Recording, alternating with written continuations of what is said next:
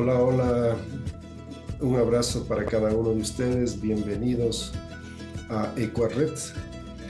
Hoy empezamos un primer programa de varios programas que esperamos hacer, de un programa al que hemos titulado Ecuador, Puertas Adentro.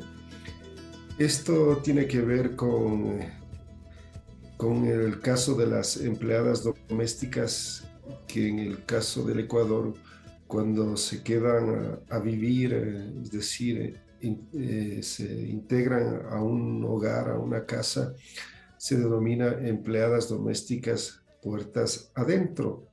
Y lo contrario cuando simplemente van las 8 horas y ya se van. Entonces, queremos jugar con estas ideas, con esta situación y para ello vamos a empezar este programa. Hemos invitado a Diego Velasco Andrade. ¿Qué tal, Diego? ¿Cómo estás? Muy bien, Atahualpa, saludos desde Quito Milenario hacia Bolivia. Entiendo que estás en La Paz. Qué bueno saludarte. Siempre hemos estado en contacto a través de los años y a través del tiempo-espacio y a través también de nuestras perspectivas acerca de lo que es puertas adentro y puertas afuera. Así es que encantado para conversar contigo lo que podamos durante esta noche. Este programa nace o tiene una base, una fuente, que es un artículo de Milton Luna que sacó en El Comercio, en el cual él relata o hace referencia a que él tuvo la oportunidad de salir por motivos de estudio a algunos lugares del continente y que después de las reuniones, de las actividades estudiantiles o de trabajo, habían reuniones artísticas entre los distintos participantes de Latinoamérica y lo típico era de que empiecen a hacer cantos, a hacer interpretaciones y donde se decía, pues bueno, que cada cual presente lo más destacado, lo mejor o lo más conocido, lo que quiera de su país. Entonces, digamos que empezaba el mexicano y, le llamaba la atención de que todos conocían las canciones del mexicano, todos entonaban, le acompañaban. Y así, si después intervenía, digamos, el argentino, el chileno, el colombiano, y el boliviano, etcétera, eh, casi todos acompañaban, conocían. Y lo que le extrañó a él es que cuando él entonó unas canciones ecuatorianas, nadie le acompañaba, excepto los ecuatorianos, obviamente, pero eh, casi ninguno de los latinoamericanos conocía, sabían de estas canciones. Entonces, esto puede ser un ejemplo, un referente entre muchas cosas, no solamente la música, sino en muchos tópicos. En todo caso, esto es lo que él cuenta y que le hace referencia a este desconocimiento que existe del Ecuador o la poca visibilización que se ha dado al mismo ecuatoriano, que eso es lo que vamos a querer reflexionar. ¿A ti te ha pasado, Diego, lo mismo? No, en realidad siempre yo he tenido la suerte de que me han preguntado antes de que yo dijera nada, de muchos eventos, de muchos personajes, de algunas situaciones del Ecuador, siempre preguntándome qué pasó con tal presidente, si me he encontrado, por ejemplo, en México con poetas, me han dicho y Dávila Andrade, o si me he encontrado en Lovaina cuando estudié hace 30 años con gente chilena, me decían, Max Berrú, duélete de mis dolencias, etcétera, una serie de cosas que se escuchaban, El Rondador. Bueno, en Colombia, sobre todo con los colombianos más bien, el tema de Julio Jaramillo, aunque no todos sabían que era ecuatoriano. los peruanos sabían muchos pasillos, incluso sabían cantar, tocar pasillos. Si yo he estado en Lima, me han preguntado de la Liga Deportiva Universitaria, o sea, en todos lados yo he tenido sugerencias, motivaciones para, para mi país. Y no entiendo eso. Muchas referencias musicales, por ejemplo, que creen que son mexicanas, son ecuatorianas. Por ejemplo, el Pasillo Sombras, pero hay versiones mexicanas. El de Luz de Luna es un pasillo ecuatoriano, pero obviamente muy famoso en Chile, así. No, creo que no viene al caso ese ejemplo.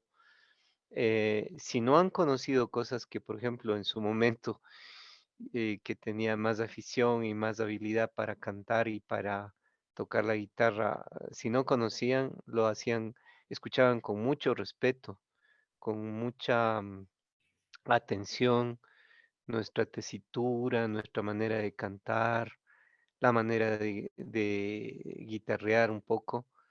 Yo no he sentido eso. Alguna vez estuve en Estados Unidos, toqué unas canciones que no eran estrictamente ecuatorianas, pero los gringos estuvieron totalmente en silencio escuchando canciones que eran parte de la época de la nueva canción latinoamericana, ¿no? No me ha tocado. En realidad, pienso que no es en sí mismo algo trascendente. Peor aún ahora que las industrias culturales son tan difusas. Lo nacional ya ha quedado hace tiempos como relegado, aunque todavía se atisba, no en las nuevas generaciones, sino en las anteriores, como las nuestras, incluso un poco mayores que nosotros, que bueno, tenían canciones emblemáticas que eran conocidas porque venían con el cine mexicano, venían con la televisión, venían con los proyectos de, no sé, desde España, etcétera, y eran genéricas, o sea, todo el mundo las cantaba, pero esa época ya pasó, ya estamos en otra época muy diferente.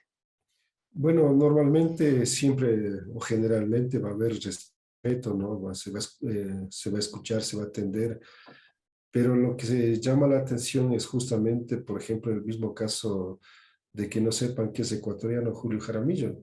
Entonces, eso es algo que llama la atención. Y en mi caso personal, yo sí casi me ha pasado lo mismo que Milton Luna. Es decir, yo básicamente he estado por Europa y cuando me han preguntado de dónde soy, digo del Ecuador. Entonces, he notado que casi no tienen muchas referencias, no conocen mucho, pero en cambio de Perú, de Colombia sí conocen, y eso me extrañaba, ¿no? Es decir, Ecuador está entre la mitad de Perú y Colombia, pero de Ecuador no sabían casi nada o nada prácticamente. Incluso me pasaba que algunos pensaban que el Ecuador era una provincia de Perú. Es decir, en su imaginario se le ha creado esa noción. Puede ser evidentemente desconocimiento, pero lo que marca es el hecho de que no tiene ninguna presencia, de que no había ninguna representatividad. Entonces, sí me ha llamado la atención. Y en el caso de Bolivia, donde me encuentro en este momento, sí, evidentemente que conocen del Ecuador, de que saben de que existe, pero lo que he percibido es que no tienen mayor interés por conocer o saber del Ecuador.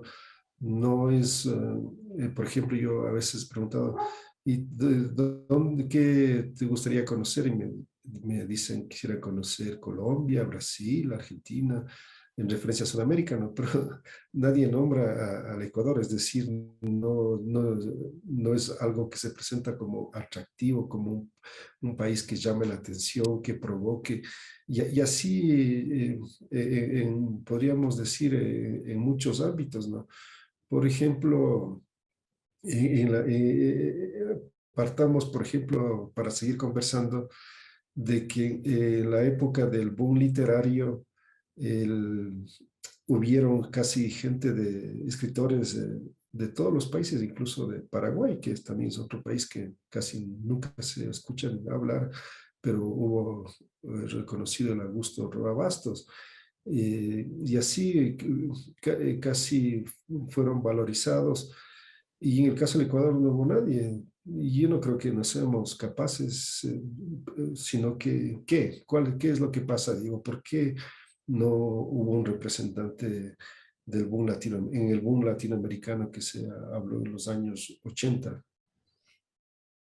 o 90, creo Bueno, que? desde los años 60, fines de los 60, inicios de los 70 sería aquel boom. Eh, Pienso que eh, un escritor que fue muy importante, con una textura y una propuesta que quizás sea maniquea ahora, ya en los años 30 nosotros tuvimos a Jorge Casa y él se ha publicitado en el mundo, pues, desde los años 30, 40, mucho antes que los famosos del boom. Obviamente con otra tendencia, que sería un indigenismo quizás a ultranza, pero fue una gran proyección que tuvimos antes de que hubiese este proyecto que sale desde Barcelona prácticamente y genera una confluencia de editoriales y genera una tendencia, digamos, de proyección latinoamericana, eh, que fue de algún modo, pues, planificada desde España y, digamos, en el caso del Ecuador, no coincide con la gran generación narrativa que nosotros tuvimos antes. O sea, nosotros tuvimos la gran generación narrativa en los años 30. Le tuvimos al gran José de la Cuadra, a Pablo Palacio, a Jorge Casa, a Demetrio Aguilera Malta, básicamente, ¿no? Tuvimos luego una gran generación poética, pero el boom no entraba con los poetas. De algún modo entró, claro, Octavio Paz, pero más era la narrativa, la novela y una confluencia que se dio en Barcelona, sobre todo, para posicionar a Vargas Llosa, a García Márquez, a Donoso, a Fuentes, que sincronizaron en ese momento, ¿no? Em, mm, Nosotros debíamos haber tenido un premio Nobel anterior al mismo García Márquez o al mismo Vargas Llosa, que fue el gran poeta Jorge Carrera Andrade, pero Carrera Andrade fue de algún modo propuesto por los franceses y no por los ecuatorianos. Entonces, ahí hubo una serie de interferencias y una falta de apoyo del Ecuador para posicionar a ese gran poeta que era muy conocido, sobre todo en Bélgica y en Francia, porque fue un gran traductor de los poetas franceses, de los poetas de vanguardia. Y para mí, Carrera Andrade es el más grande poeta ecuatoriano de todos los tiempos. Am, entonces, creo que no son, digamos, elementos fundamentales, ¿no? ¿Hemos tenido narrativa importante luego? Creo que no. Creo que nuestra gran narrativa se agotó en los años 30, 40, lastimosamente. Luego han venido una serie de debacles, tanto en la poesía como en la narrativa, y no hemos tenido un posicionamiento adecuado en América. Pero, digamos, esto del Ecuador que no se ha conocido, o que los escritores ecuatorianos, o los deportistas, o los cantores, o lo que sea, no es tanto un problema del Ecuador, es un problema de los gobiernos que sucesivamente han sido poco diestros en saber proyectar nuestros valores, las embajadas, los consulados que no han sabido posicionar nuestra imagen, ¿no? Que están más preocupados de otras cosas que de valorar nuestra pintura, nuestra escultura, nuestra música, teatro, danzas, que son riquísimas, ¿no? Pero, por ejemplo, uno que a mí no me convence y no me gusta mucho, pero que es muy conocido y siempre me han preguntado, es Guayasamín. Entonces, Guayasamín es muy conocido como pintor y todo es Guayasamín. Cuando hay tantos otros buenos pintores, incluso que lo cuestionaron o de los cuales él tomó las referencias para hacer su obra, porque Guayasamín es una suerte de un Picasso que iba picoteando por aquí y por acá y finalmente él se proyectó, pero se proyectó anclado en Cuba, anclado en el proyecto latinoamericanista, guevarista, la Revolución Cubana, al menos en su primera etapa, que luego también ahora vemos ya es un proyecto totalmente caduco. Son épocas y épocas, pero no es problema del Ecuador y sus valores. Nosotros tenemos grandes valores en todos los campos, los hemos tenido, los seguiremos teniendo, imagino, pero los gobiernos han sido totalmente ineficientes para poder proyectar. Las industrias culturales han sido escasas y muy poco apoyadas por los gobiernos. Y claro, es largo estudiar la relación de Ecuador, Colombia y Perú, por el hecho de que desde la colonia fuimos de algún modo eh, atrapados como en un sánduche entre el virreinato de Nueva Granada y el virreinato de Lima, sabiendo que antes que eso sucediera, la posición equinoccial del Ecuador, la posición ecuatorial, era la posición sagrada que todas las culturas americanas precoloniales buscaron, y que desde ahí surgieron las más grandes oleadas civilizatorias, astronómicas, eh, los elementos rituales, ¿no? El espóndilus, la navegación, la astronomía, el maíz, el cacao, el frijol, ahora sabemos que de ahí se difundieron desde el Ecuador, desde incluso no necesariamente de la costa, sino desde la Amazonía ecuatorial. Entonces, no hemos sabido posicionar bien eso. Entonces la gente va a decir, el cacao, sí, de los mexicanos. No, el cacao es ecuatorial. El maíz, no, de los mexicanos. No, es nuestro, surgido básicamente en Mayo Chinchipe y se va a Zumpa, mal llamada Valdivia. Entonces, sí veo también en algunos ecuatorianos complejos y actitudes totalmente, pues, inadecuadas de querer siempre depender del resto, de lo otro, pero no de valorar, en base a conocimientos todo lo que hemos sido.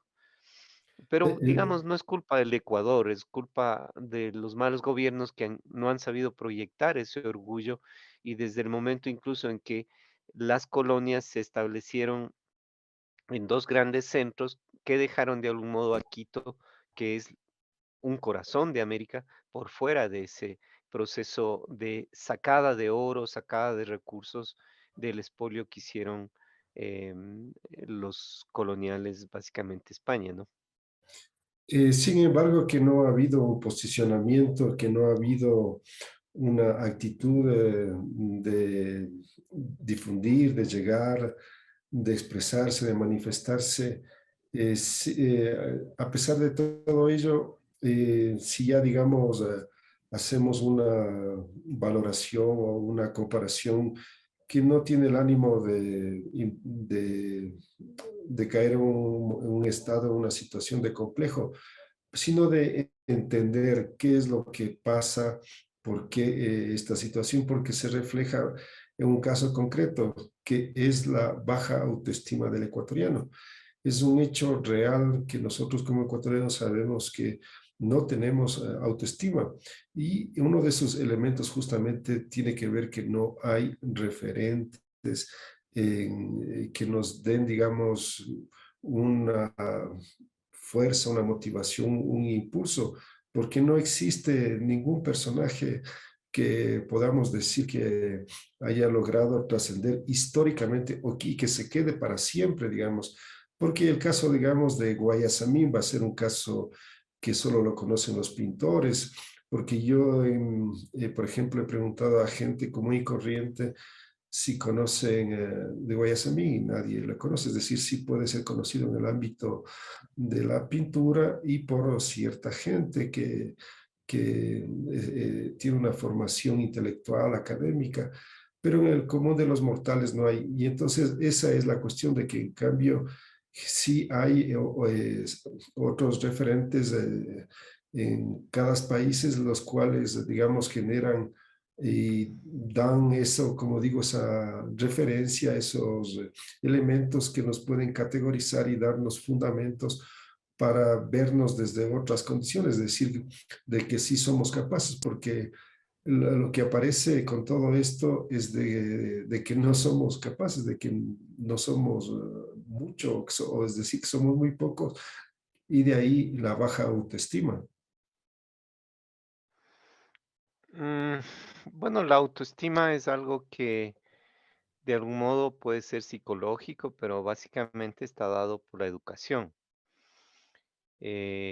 Cuando la educación se ha vuelto genérica, globalista, cuando, por ejemplo, en un colegio actual dicen aquí se enseña inglés y chino, ¿no? Pero no se dice aquí se enseña quichua, aquí se enseña la historia del mundo, no, pero no se enseña la historia del Ecuador, etcétera.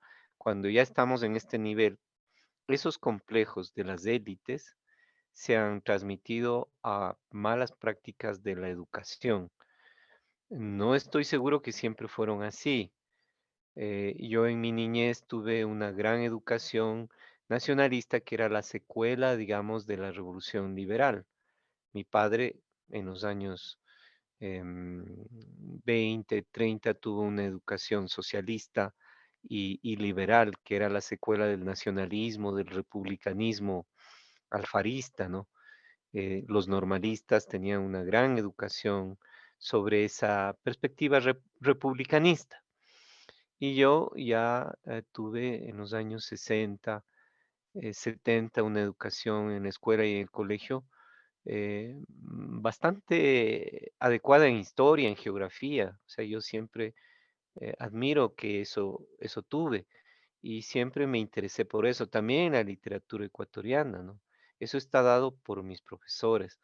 Pero si una persona X no le enseñan, no le valoran, no le dan una estrategia adecuada para entender a su país, su historia, cuando ya las élites ahora más bien han girado hacia el tema de la educación internacional.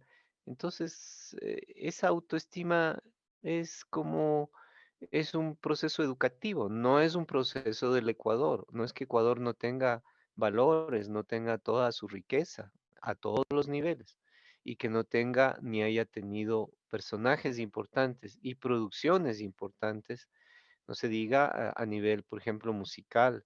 Es muy importante la tesitura, la singularidad de la música ecuatoriana, de su cultura, de sus culturas concretas también. Esto recién se ha ido como valorando más allá de lo folclórico. De modo que no creo que sea en sí mismo eso lo importante. Lo que debería darse es que se genere por parte de un gobierno tal, una tal estrategia educativa, de autoestima, de orgullo, del conocimiento de lo que somos, de lo que hemos sido, de este proceso de hoy llamarnos Ecuador, pero antes de habernos llamado Quito, las tierras del centro, haber sido tierras de referencia, tierras de peregrinación, con caminos y rutas iniciáticas, todo eso, pero ¿quién lo puede explicar? Nosotros luchamos contra viento y marea por establecer estas investigaciones y poderlas posicionar, pero con pequeños grupos, no son políticas del Estado y no son políticas de los gobiernos sucesivos, que son gobiernos de las élites, gobiernos de las oligarquías, cuyos valores siempre se encuentran afuera.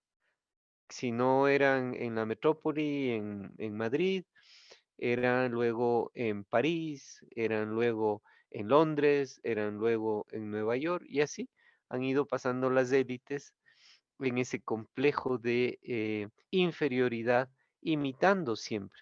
tratando de parecer otras cosas, blanqueándose. Entonces, como tampoco ha habido una clase media intelectual que haya podido proyectarse ya al gobierno, establecer estrategias que no haya sido posterior a la revolución liberal, no se generó tendencias como muy claras como las del normalismo y la educación laica para hombres y mujeres, como las de Alfaro a partir de 1900. Y entonces no se generó maestros que pudieran aportar a ese conocimiento y a esa valoración. Y ahora los maestros que tenemos, ya la mayoría no conocen nada, pero conocen todo lo que está en las redes. Los jóvenes, por ejemplo, casi no tienen idea, ni memoria, ni identidad, por poner un ejemplo, de la literatura ecuatoriana, del que constituye su tradición. Dicen: "No, no, no", porque ellos acceden fácil a cualquier, escritor, a cualquier tendencia actual, en las redes. Entonces, se vuelve más complejo eso, pero se puede subsanar. Se puede subsanar porque corresponde la autoestima, es parte también de una educación. No es algo que, digamos, mi autoestima no es producto solo de que no sé, ¿de qué sería producto mi autoestima? ¿De que no me educaron? ¿De que no me siento orgulloso de mis padres, de mi familia, del lugar donde nací, de que me golpearon, de que me maltrataron, de que no logré digamos, salir adelante porque no me dieron oportunidades? O sea, supongamos que esa fuera a nivel personal, pero si ya vemos a nivel colectivo, es producto social. La autoestima no es un problema de que nacemos así, nos vamos a morir así. O sea, ¿cuál sería la autoestima? Además es cambiante, ¿no? De los Y argentinos, por ejemplo. en todo caso, Diego, no es una sola situación del Ecuador, ¿no? Es de toda Latinoamérica, unos más que otros. Es decir, la situación colonial nos ha conducido a toda Latinoamérica, pero se da el caso de que digamos que unos países es mucho más fuerte y en otros casos menos.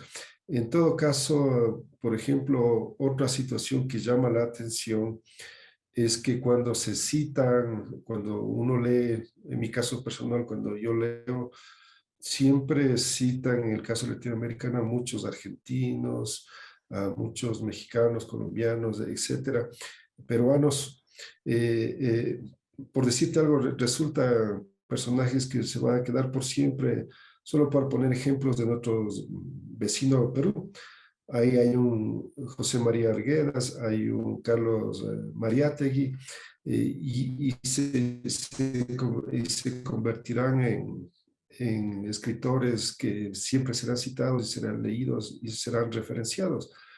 Incluso si hablamos aquí en la misma Bolivia, hay un Fausto Reinaga que se ha convertido todo un personaje y que marca, digamos, una tendencia y que va a ser un personaje fundamental, ¿no?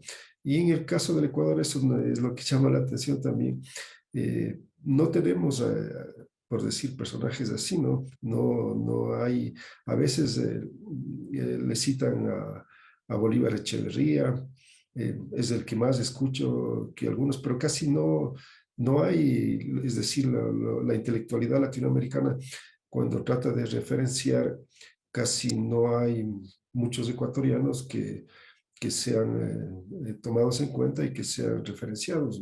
Como te digo, a lo mucho Bolívar Echeverría, casi no he visto casi nada de Agustín Cueva, que sería otro de otros personajes, y así pare de contar.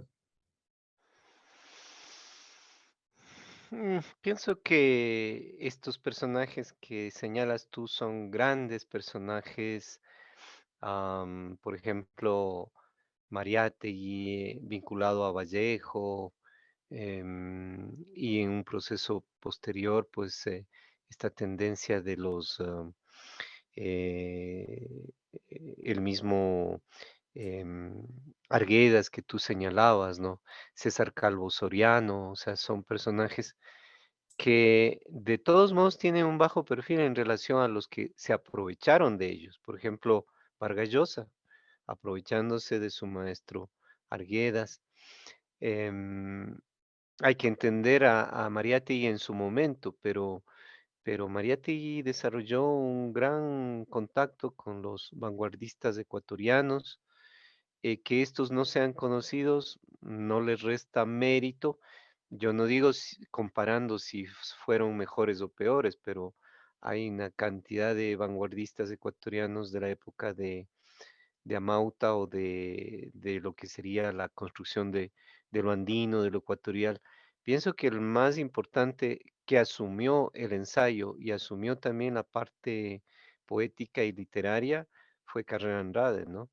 Entonces, de todos modos, hay ¿quién conoce a Atanasio Viteri? ¿Quién conoce a Darío Guevara, no?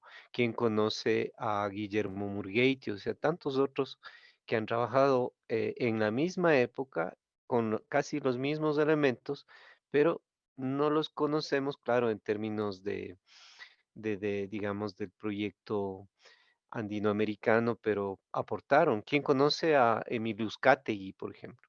Entonces no lo conocen, pero en su momento era conocido en la esfera, digamos, de la pedagogía y del socialismo. O sea, nosotros mismos no conocemos, ¿cómo los van a conocer los extranjeros, no? Y además no ha habido una provisión adecuada. ¿Por qué se ha dado? Por una serie de razones, pero ese no es el problema de que nosotros no hemos tenido gente o Ecuador es un punto, digamos, que se salta el talento o se salta la capacidad. No, no, no, ese no es el problema. El problema es la proyección que esto pueda tener, y eso involucra una serie de factores. Eh, ¿Cómo estudiar la parte sociológica, cultural de eso? Varios autores se han dedicado a estudiar este proceso de construcción de la identidad ecuatorial, un proceso bastante complejo. Hay toda una saga, ¿no? Yo creo que al final este proceso también es desigual en la medida en que supongamos, hace unos 4 o 5 años que yo estuve en Buenos Aires, yo siempre me pensé encontrar, era la primera vez que iba a Argentina, siempre me pensé encontrar con gente, presuntuosa, como uno piensa que es el bonaerense, ¿no? Pero yo los encontré bien apagados, bien golpeados y bien interesados en saber qué pasaba con Ecuador. Y aunque las referencias eran malas, me preguntaban de Rafael Correa, de la Revolución Ciudadana y otros disparates que ellos no tenían por qué saber que eran cuestiones falsetas, ¿no? Y cuando pasé yo a Montevideo, en Montevideo, al saber que yo era ecuatoriano, personas ya mayores, pero incluso jóvenes que tenían la historia del Peñarol, me preguntaban de Alberto Spencer. Entonces, no es esa la cuestión de que Ecuador es como una isla de anonimato, sin talentos. No, sí, pienso que es un proceso complicado de explicar, desigual también, pero por ejemplo, en nivel genérico de lo que es esto del fútbol. ¿No?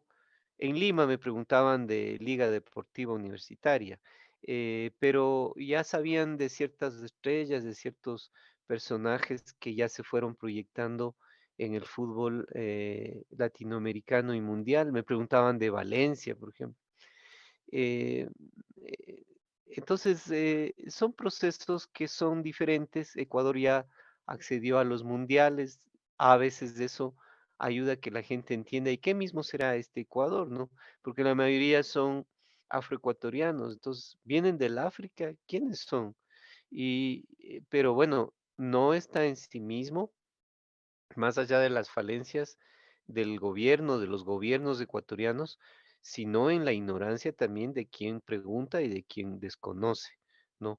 En mi caso, puede ser que me haya yo mantenido en ciertos círculos intelectuales, ciertos círculos quizás sapientes de algún modo, ¿no? Pero siempre me han preguntado, así como de Alberto Spencer, de César Dávila Andrade, de Pablo Palacio, de Max Berrú, de Kingman, o sea, me han preguntado muchas cosas que yo no me esperaba que me preguntasen, ¿no? Eh, Eh, eh, ujú. He tenido suerte, quizás, he tenido suerte. Y yo he sabido, por suerte, responder, porque he tenido el conocimiento. En cambio, muchas, por ejemplo, colegas míos que iban a estudiar a Lovaina, que tenían mi propio nivel de formación, no sabían nada de nada, pero yo sí podía hablar de todos los otros campos que a veces me requerían, ¿no? Sí, yo comparto que hay una cuestión de falta de proyección, de difusión. No es que sea falta del talento. Sin embargo, lo que habría que reflexionar es por qué toda esta situación al interior, es decir, ya puertas adentro, ¿no? ¿Qué pasa entre nosotros? Y yo veo que uno de los problemas que tiene que ver para que no haya esta difusión es que hay una situación donde hay como mucha envidia, es decir, hay una búsqueda de querer tapar, de no querer que alguien surja, de querer acallarle. Entonces, eso nos lleva también a nivel internacional, es decir, no hay ese orgullo y comenzar afuera y querer hacer, digamos, una mayor proyección, sino que parte de esa situación, de esa condición a lo que nos han conducido, obviamente porque nosotros somos un producto de las élites, de lo que ellos han hecho, el Ecuador que tenemos es consecuencia de ellos, a imagen y semejanza a lo que son. Eso es decir, tenemos unas élites, una burguesía totalmente, ¿qué podríamos decir? Banal, superficial, acomplejada, y eso ha generado un espíritu, ¿no? Donde hay un afán de querer aplacar, de querer disminuir, de que no querer apoyar a procesos, de no querer darles oportunidades, salidas, sino más bien de querer subsumirlo, acallarlo. Podríamos decir que también influye en esto para que no haya esa proyección. Claro, claro, pero estos mundillos intelectuales, literarios, de todo tipo, son siempre mundillos bastante similares en diferentes partes, sino que en el caso nuestro resulta letal, ¿no? Porque si nosotros mismos no nos apoyamos, entonces terminamos generando un anonimato. Por ejemplo, decía del primer latinoamericano que hubiese sido premio Nobel, Carrera Andrade, ya en los años 73, 74, bueno, sería posterior a Gabriela Mistral. eh, ¿Quién le apoyó? ¿Quién lo propuso? Los franceses. ¿Quién le apoyó del Ecuador? Casi nadie. Y ese fenómeno que es normal en las élites y es normal en ciertos grupos de intelectuales y que hemos conocido y de que de algún modo hemos padecido nosotros también, tú y yo, sabemos muy bien. Pero digamos, ese proceso lo que ha hecho es sobre, digamos, eliminar prácticamente cualquier viso de proyección internacional. Pero en sí mismo tantos han sufrido eso. O sea, si yo pudiera hablar de cómo Neruda trató de acallar a César Vallejo y lo acalló en vida para posicionarse él, pero finalmente Vallejo surgió después de muerto. O sea, son procesos humanos, pero son procesos que finalmente pueden sobrellevarse si existen otras circunstancias, ¿no? ¿Cómo es que Vallejo murió así tan anónimo y cuando pidió ayuda a Neruda, él no le ayudó y entonces se promocionó él?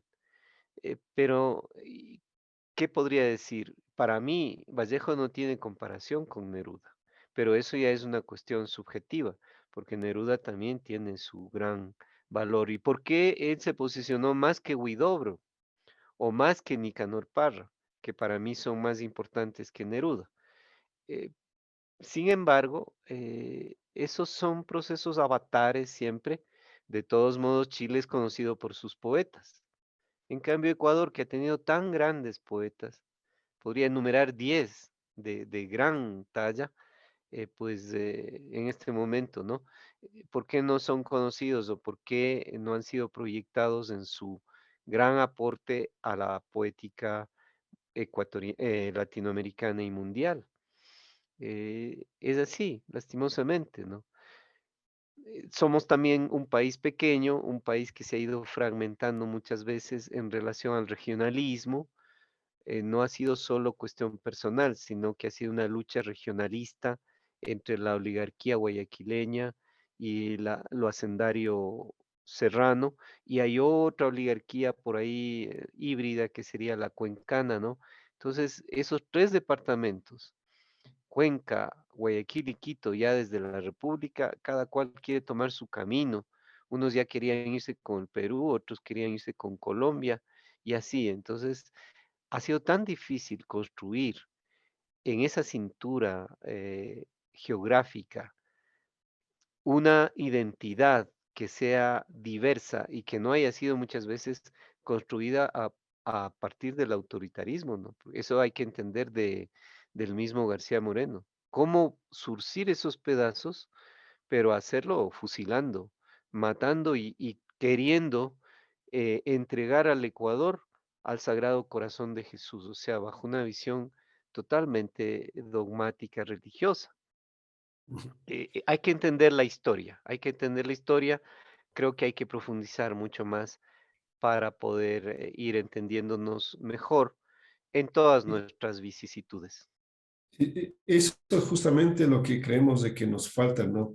Para entendernos, comprendernos, es que no ha habido justamente muchas experiencias o muchas teorizaciones o que se trate de profundizar en este tema. Máximo algo han hecho Jorge Enrique Adún, Jorge Valdano, Bolívar Echeverría, el mismo Agustín Cueva, han hecho algo, pero no más. Es decir, yo creo que uno de los elementos que nos hace falta y que de ahí la necesidad de este programa es que no hemos escarbado más allá, más al fondo para encontrar, descubrir cuáles son los elementos, las cortapisas, los obstáculos, los elementos que nos condicionan y que nos llevan a esta situación, porque es un hecho real, más allá de cualquier cosa de lo que pueda eh, aprovecharse unos u otros.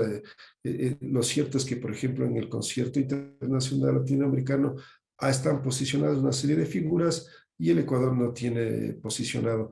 Entonces, la idea es por qué no estamos, no hemos sido posicionados. No es porque seamos menos, sino que habría que, digamos, hacer un proceso donde nosotros mismos nos tomemos en cuenta, porque es algo típico que casi no nos leemos entre nosotros mismos, no nos citamos, no nos hacemos referencias, y o se da el caso de que se generan grupos como por ejemplo que se generan alrededor de Pérez Torres, en donde todos ellos controlaban las funciones, se repartían los puestos, las invitaciones internacionales. Entonces, ¿cómo nos van a conocer a otros si solamente se queda en un círculo? Entonces, eso es parte de esa condición que refleja en todos los ámbitos en donde hay estos, podríamos llamar caudillismos, pero que a la final no han sido tampoco referentes porque ninguno de estos personajes ha logrado posicionarse y ha logrado ser referente a nivel internacional. Bueno, yo me precio de investigar cotidianamente y ahora lo estoy haciendo. Estoy ahora en la posibilidad de, pues, reconstituir mi biblioteca e ir estableciendo desde la biblioteca de mi papá aquellos personajes que durante mucho tiempo han estado tratando de identificar la nacionalidad ecuatorial o quitense en su primera instancia o incluso anterior a lo colonial, de hecho, porque ya existían estos embriones de identidad ecuatorial que se expresan en la semiótica, en la simbólica, en el ordenamiento territorial, en los centros ceremoniales precolombinos, se expresa esa clara conciencia de ecuatorialidad, de equinoccialidad. Y luego ya personajes grandes como Juan de Velasco, luego el mismo González Suárez, ¿ah? Bajo una perspectiva un poco envidiosa de Juan de Velasco, pero Pío Jaramillo Alvarado, Benjamín Carrión, Leopoldo Benítez Vinuesa,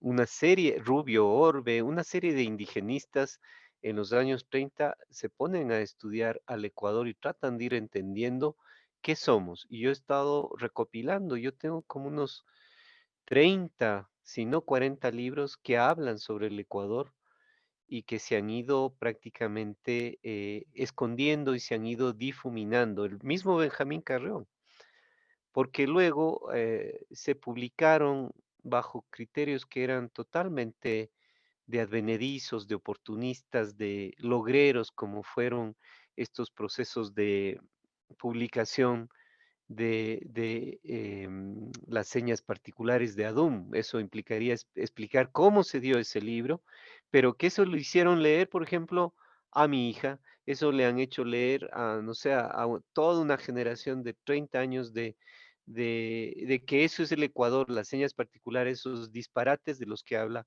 Jorge Enrique Adum, de memoria y de lejos, ¿no? Aparte de su propia subjetividad. Entonces, entender lo que dicen los esposos Quintero Silva, el Ecuador, una nación en ciernes, bajo una perspectiva que tampoco yo no estoy de acuerdo, pero que existe todo un estudio. El mismo Echeverría, el mismo Tinajero, el mismo Agustín Cueva, en cada generación existe una serie de autores que se dedican a interpretar, a entender qué somos los ecuatorianos o los ecuatoriales, ¿no? Últimamente, ya desde los años 90, desde la perspectiva de la interculturalidad, de la plurinacionalidad, que era algo que tuvo que surgir a través de la gran lucha de posicionarse y que ahora es evidente, pues que está en nuestra constitución, aunque no lo reconozcamos. Entonces sí hay toda una saga. Tengo la lista, incluso te podría enviar luego de esta investigación que estoy haciendo porque ese ha sido mi máximo interés, es mi máximo interés seguir construyendo un libro que analice esas indagaciones de quiénes somos los ecuatorianos, los ecuatoriales, los quitúas, los habitantes e hijos de las tierras del medio en el largo tiempo, porque eso ha involucrado una serie de sincronías, de vicisitudes que se deben entender. Ojalá eso pueda ser un aporte para que se entienda el continuum, porque si solo vemos ese librito, Ecuador, señas particulares de Adum, o vemos el libro de un personaje interesante, pero de la derecha oligárquica cuencana, como Juan Valdano, desde su perspectiva intelectualista, culturalista, vamos a decir, solo ellos han reflexionado. Pero ¿cuántos han reflexionado sobre lo que es el Ecuador en sus diferentes etapas? Hay que ver que quien posiciona de la manera más tenaz y es atacado y es vilipendiado hasta ahora, en la época de la Real Audiencia, es Juan de Velasco. Él es el gran personaje que establece una identidad propia, rebajando la parte incásica, mandándola hacia el Perú, aunque en realidad la parte final incásica fue más ecuatorial que peruana. Obviamente no había, Perú no existía, pero lo ecuatorial tiene unas características muy importantes.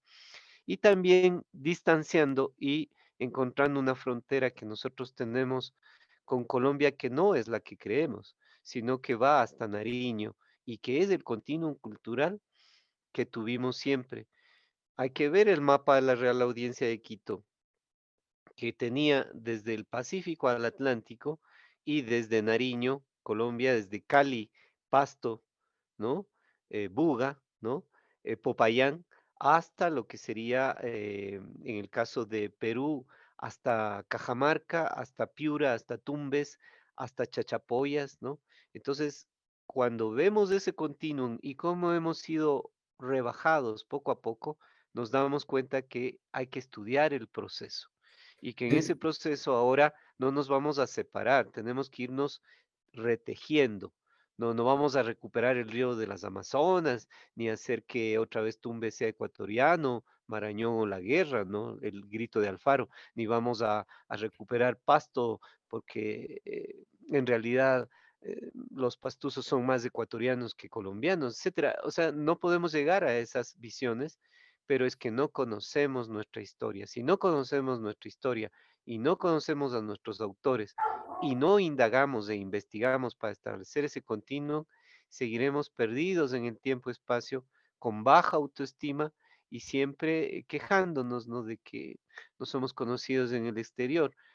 Es bueno ser conocido en el exterior, pero eso es parte de una serie de procesos muy complejos que no corresponden estrictamente a los valores de un país, sino a posicionamientos. Ahora diríamos a un marketing. Mira cómo se posiciona hoy Corea, pero ¿crees que Corea se posiciona así porque los coreanos y los grupos de K-pop coreanos son los mejores del mundo? Son cualquier cosa para mí. Sin embargo, es toda una política cultural y económica y geopolítica coreana, no se diga la China, no se diga en su momento el Japón, no se diga en su momento Alemania nazi. Entonces son ujú. procesos muy, muy grandes que con pequeños países también deberían relativizarse porque nuestra gran identidad de algún modo también es andinoamericana, mal llamada latinoamericana, pero si nos juntamos también con Argentina, quizás es latinoamericana, ¿no? Eso hay En- que ir construyendo, rompiendo falsas conceptualizaciones que nos dan y nos damos nosotros. Sin embargo, se puede decir que se va creando un espíritu colectivo o un inconsciente colectivo que justamente tiene que ver con ese hecho de irnos, que nos han ido rebajando territorialmente. Entonces, ese rebajando que tú señalabas va generando un espíritu, ¿no? Y ese es el sentimiento, ¿no? De que somos menos, de que, por ejemplo, últimamente es que ha habido importancia a nivel del fútbol, pero yo me recuerdo cuando era joven, hasta, digamos, hasta hace unos 20 años atrás, el Ecuador no figuraba, siempre perdíamos, y entonces era una sensación de complejo, de vergüenza, de que siempre el Ecuador eliminaba siempre al último. Entonces, después viene un proceso donde se da potencialización, apoyo, motivación y surgen figuras. Entonces, creo que ese también tiene que ver el problema. Por ejemplo, yo me he preguntado por qué es que Argentina tiene tan cantidad de artistas de todo nivel, de todos los géneros, ¿por qué Argentina logra eso? Entonces, no es que tengan alguna genética diferente, sino que hay una forma cultural, una forma propia en donde el argentino siempre está alrededor de la música. Entonces, cuando hay una masificación, va a surgir figuras, va a surgir personajes. O si hablamos de Chile, ¿no es cierto?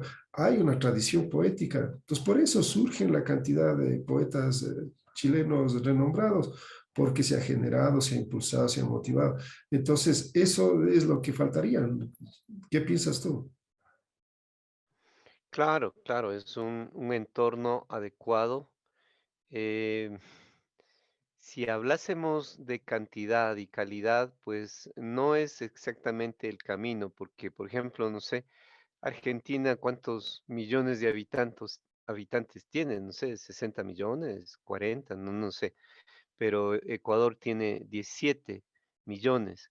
Entonces, si solo hablásemos en términos de que 17 millones pueden producir tantos músicos y tantos poetas y 60 millones otros tantos, no sé, no es el camino adecuado, pero sí hay ciertas singularidades. ¿Por qué Uruguay, teniendo, no sé cuántos millones tendrá, 7 millones, 5 millones. 5 millones, imagínate, puede generar tanto futbolista al exterior como Oye, una escritores, potencia escritores. exportadora. Ah, bueno, también escritores. Entonces, esa relación cuantitativa, cualitativa, es relativa, pero en general yo creo que sí son los entornos. Em, Aquí vale la pena la geobiología, ¿no es cierto? Lo geocultural, que es algo que a mí me apasiona en la medida en que no es lo mismo nacer en Uruguay que nacer en Nueva York, nacer como un esquimal o nacer en Ucrania o nacer en el África o nacer, no sé, en el Mediterráneo. En realidad, nacer en cada sitio y en un mes determinado, y en un día, y en una hora determinada, algo que me apasiona a mí es la cosmobiología también, lo mal llamado astrológico, tiene su singularidad y tiene su proyección. No es lo mismo ser de nuestra generación que la generación actual. No es lo mismo la generación de mi padre, que era una generación que vivió, que siempre me comentaba, la derrota del 41. Porque yo, en mi fatuidad, digamos, cuando tendría unos 20 años, le decía: "Pero, ¿cómo es que se dejaron derrotar y robar el río de las Amazonas y bla, bla?". Me decía: "Nosotros queríamos, salir, ir a las fronteras", pero decían que todo estaba arreglado, que no había ningún problema, pero luego nos enteramos que habían invadido el oro, que estaban avanzando los peruanos. Con esto no quiero hacer a los peruanos enemigos en absoluto, ¿no? Yo los quiero mucho, pero la oligarquía ecuatoriana, Arroyo del Río, mantenía a los grupos de élites cuidando el palacio presidencial, cuidando su sistema corrupto oligárquico, y la gente, los jóvenes, muchos fueron a morir, pero no tenían ni armas, no tenían municiones, no tenían qué disparar. Entonces, mi padre correspondía a una generación derrotada, pero impotente. O sea, no en la medida en que hubiese querido salir a pelear, bajo esa perspectiva, ¿no? ¿Quién va a proponer ahora ir a recuperar lo que robaron, entre comillas, los peruanos, ¿no? O el río de las Amazonas y cosas por el estilo, que nos han ido contando una historia de derrota tras derrota, pero no han explicado que quienes han entregado eso son las propias oligarquías, que quienes han motivado esas peleas intestinas son las transnacionales. Como no nos contaron bien la historia, nos creímos la historia de ser menos, de ser malos para pelear, malos para el fútbol, malos para la cultura, malos para la literatura. Nos creímos esa historia, o al menos la mayoría se creyó esa historia, pero no nos contaron bien la historia.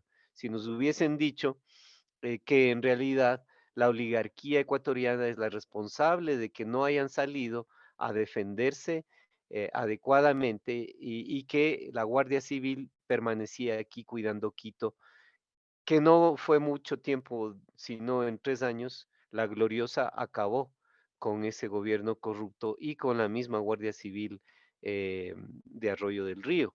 Entonces, no es que no se ha luchado, es como decir, a ver, indígenas, ¿por qué nunca han luchado y siempre han estado en esa opresión? Y no es verdad. Tú sabes muy bien cómo han luchado desde el primer momento los indígenas. ¿Cuántos héroes han habido, entre comillas, héroes, que han sido masacrados, torturados, quemados, desde el mismo Urumiñahui? Y no se diga Daquilema, Cecilio Taday, Lázaro Condo, Dolores Cacuango, Espíritu Morocho, tantos, tantos, tantos. Y no han dejado de pelear los indígenas, ¿no? A su manera, ahora también pelean de otro modo. Entonces, no es verdad la historia que nos han comentado y por lo tanto nos han hecho creer que las falsedades que inventó la oligarquía, que ha sido, como tú decías, una oligarquía ignorante, ¿no? Una oligarquía sin visión, sin proyecto nacional, sin ganas de posicionarse, ¿no? Como ha sido la oligarquía argentina, como ha sido la oligarquía chilena, no se diga colombiana, y que ahí viene un elemento geobiológico, decía, especial. No es lo mismo ser colombiano de Barranquilla que ser colombiano de Pasto o de Buenaventura o de Puerto Asís. No es lo mismo ser un manabita en Ecuador que ser una persona nacida en Zamora o en Loja o en Cuenca o en Quito o en Riobamba. No es lo mismo. Entonces, esos elementos tienen que ser vistos siempre como una determinante especial desde lo geobiológico, eh, lo cosmobiológico, pero también desde la parte cultural e histórica de la educación. La educación, nos hace falta mejor educación, tal cual tenemos estos gobiernos que hoy tenemos, gobiernos corruptos, gobiernos que han subido por fraude en Ecuador, bueno, en casi todos los países del mundo y en América, pero en Ecuador, ¿qué tenemos? Una secuencia de gobiernos que han subido por el fraude. Y entonces, ¿qué van a enseñar estos personajes íngrimos que ahora, por ejemplo, están en la presidencia de la República? Estos sujetos, estos homúnculos, estos pequeñitos personajes que no han tenido más ambición que llegar a ser presidentes y cuando llegan a ser presidentes, de cualquier modo, pero no saben ni qué hacer, Eh, entregarse a las transnacionales. O sea, ¿cómo vamos a avanzar en educación con este tipo de gente? Es necesario pero que construyamos un país multicultural diferente y ahí un orgullo basado en esa multiculturalidad. Pero Diego, los políticos que tenemos, los periodistas que tenemos, los representantes que tenemos, es lo que es el Ecuador, o sea, es lo que somos, es la situación real. No, no tenemos otro Congreso, no tenemos otros políticos, no tendremos otros economistas, otros presidentes, porque es lo que se ha construido, eso es lo que hay, eso es lo que existe. Y si buscamos las causas, los responsables, ahí tendríamos que ver justamente en el hecho de que lo que hoy es el Ecuador es producto o es resultado de esas élites. Entonces la idea es por qué esas élites tienen esa mentalidad, tienen esa actitud, esa forma. Y entonces lo cierto, lo concreto es que el Ecuador, sea lo que sean las causas que sean, las situaciones que sean, hay responsables. ¿Quiénes han construido este país? ¿Quiénes han dirigido a nivel político y a nivel privado principalmente? Son las élites económicas. Ellos son los que han construido, son los que toman las decisiones en todos los órdenes, en todo momento, en todas las situaciones. Entonces ahí es donde se estaría reflejando y estableciendo que el Ecuador simplemente es el resultado de lo que han hecho estas élites y ahí es la situación en donde tendríamos que también tomar como elemento fundamental.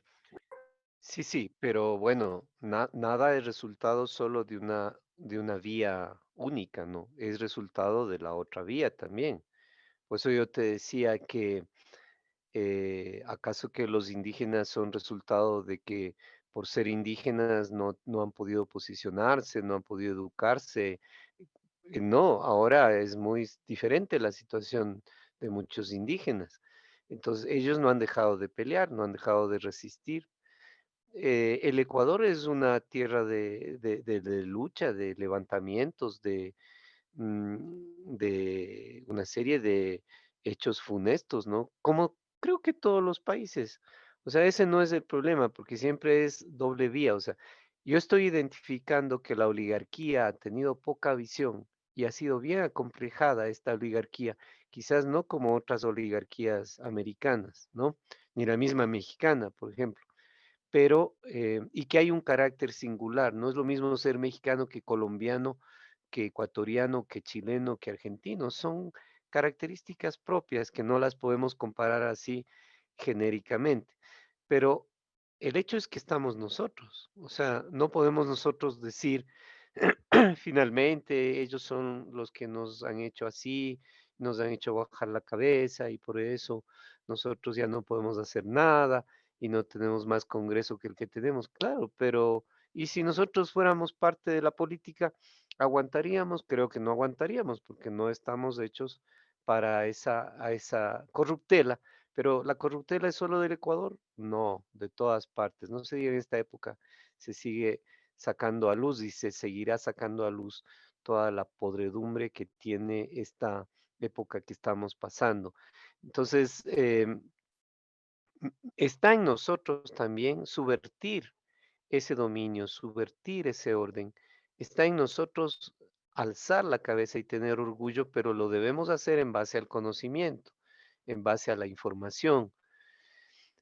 Yo sinceramente te digo, yo no tengo ningún complejo de ser ecuatoriano, yo soy muy orgulloso de ser ecuatoriano, soy muy orgulloso de mi tradición, de mis linajes familiares, soy muy orgulloso, pero porque así me educaron, porque así me eduqué, porque así he perseverado en eso. Pero no, digamos, no tengo complejos. Cuando yo he salido a otras partes en América o en Europa, siempre he ido orgulloso de mí. Y, pero es quizás por mi educación, mi formación y mi conocimiento.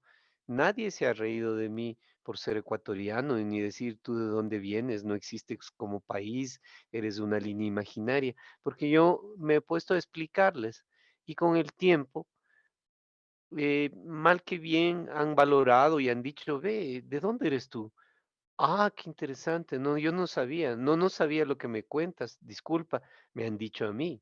Pero porque me he esforzado en interpretar, en estudiar la realidad de mi país y posicionarlo, aunque no es lo que más me importe, ¿no? Pero he sido siempre orgulloso de eso. Es como que uno fuera no orgulloso de sus padres. No, pues yo soy muy orgulloso de mis padres, de mis abuelos. Me preocupo de indagar quiénes fueron mis ancestros. Siempre me interesa ese tema. Lo trato de proyectar, por ejemplo, a mi hija, ¿no? Que prácticamente lleva una línea similar, por suerte, a la mía de investigación de conocimiento, pero son factores subjetivos. Sin embargo, si en algo podemos aportar nosotros con los estudios que estamos haciendo, con este, ojalá que lo podamos hacer con tiempo adecuado y lo podamos ir haciendo un buen continuum, el estudio de la ecuatorianidad, que se ha discutido eso ya desde hace 50, 60 años, la ecuatorianidad que es, yo llamaría de la ecuatorialidad, es algo que es una materia pendiente que tenemos que luego posicionar en algún momento como materia de cajón desde la escuelita, incluso antes, hasta la universidad. Porque si no, en todos los niveles lo que existe es ese nivel de ignorancia, de complejo, de falta de autoestima, pero está basado en el desconocimiento y tiene cambio, o sea, no es algo irremediable. Cuando nosotros seamos orgullosos de nuestra familia, de nuestros ancestros, de nuestros antepasados, seguramente seremos orgullosos de la historia de nuestro país, pero ya no estamos en una etapa nacionalista. Ya no vamos a decir, ah, yo soy ecuatoriano frente a los peruanos que son así, porque eso nos construyó la oligarquía, ¿no? Em, Hay maneras de ser muy especial. Cuando yo he salido a veces al extranjero o, por ejemplo, a Lovaina, que me he topado con peruanos, somos de igual a igual. Con bolivianos, prácticamente de igual a igual. Con chilenos, hasta te prometo que ellos son también en todo lo que pueden ser a veces muy eh, europeizados, relativamente iguales. Pero, por ejemplo, métete con un mexicano o un colombiano, ellos tienen una manera de ser. Ellos sí son personas que como que frentean, ¿no? Como que empiezan a atacar, como que empiezan a posicionarse. ¿Cómo les vamos a quitar eso? Es su singularidad. Ojalá eso les sirva para cambiar su propio país, ¿no? Pero nosotros, sin ser así, también hemos cambiado nuestro país en el largo tiempo, ¿no? Hay un colombiano que me decía, ¿y por qué no dices tú mande? Le digo, ¿cómo? Porque todos los ecuatorianos dicen mande, ja, ja, ja, ja. Y le digo, yo jamás, desde mi niñez, he dicho mande a nadie. No he escuchado eso, pero sí he escuchado que mis compañeros decían, y he escuchado aquí gente que vienen de formación universitaria y dicen mande. Claro, ¿y por qué tú no dices mande? Dijo, ¿por qué no? Mande, eh, tú creerías, le digo al colombiano, que es porque nosotros estamos acostumbrados a ser mandados, ¿no? Pero no, es porque antes se decía, mande usted su merced. Ustedes todavía dicen su merced, pero ya no dicen mande usted, ¿no? Entonces ese colombiano se queda quieto ahí, respeta y en base a un conocimiento que yo tengo, lo freno. Pero si no es un colombiano. cosas que se han dado últimamente con la llegada de los venezolanos, ¿no? Pero es diferente porque, por un lado, el venezolano viene, tenía una gran autoestima y se sentía muy importante Venezuela, y mira cómo es ahora, y hay que ver en las calles de Quito, y yo entiendo en La Paz, no se diga Santiago, Lima, en tantas partes, esa mendicidad y esa manera, pues, realmente lastimera de un ex venezolano, o es que este venezolano era pobre y los otros, los que eran muy, muy orgullosos, muy creídos, eran los oligarcas o son los oligarcas. Y las clases medias profesionales se sienten muy importantes, que tuvieron quizás en su momento una educación mejor que otros países, no sé, pero son problemas subjetivos que hay que desmenuzarlos. No los podemos generalizar. Un venezolano aquí, yo veo frente a mi casa uno que duerme en una antigua quebrada que hoy es un relleno, es un parque, ahí vive, ahí duerme. Yo no sé qué hace ahí el pobre en relación a lo que habrá sido o cómo habría estado en Venezuela con otras características. Entonces, muchas veces son los políticos los responsables de esto y tenemos que ir reformulando con más disciplina y sostenimiento nuevos países. Todos los países necesitan ser cambiados, todos los países necesitan ser reposicionados, pero ahora no bajo un nacionalismo totalmente a ultranza, sino bajo una perspectiva humana, planetaria, tanto desde lo local hacia lo global, desde lo global hacia lo local, desde lo intercultural, para podernos ir entendiendo y valorando todo lo que somos. Yo soy muy orgulloso de mi país y espero también que podamos con nuestros trabajos, el tuyo, el mío y tanta gente, ir reposicionando este problema y haciendo una parte de una nueva generación, porque todos venimos a dar un legado.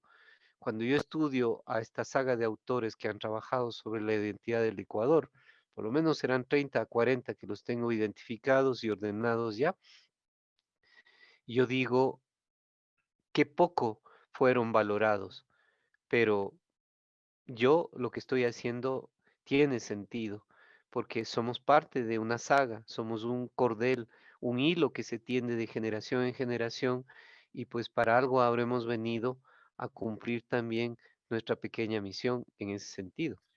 Ujú. Eh, bueno, de eso se trata de justamente cambiar, es lo que pretendemos, lo que creemos que todos tenemos que tener ese interés, ese propósito de cambiar, de salir de esta situación a todo nivel, porque es innegable, indudable de que como estamos no podemos seguir y tenemos que hacer algo y eso implica muchos elementos, muchas facetas, muchas situaciones para lograr revertir y uno de los elementos es justamente comprender, porque si no comprendemos por qué somos lo que somos, no puede haber cambio. Si no entendemos el pasado, si no entendemos por qué hemos llegado a la situación, pues no vamos a poder tener los elementos,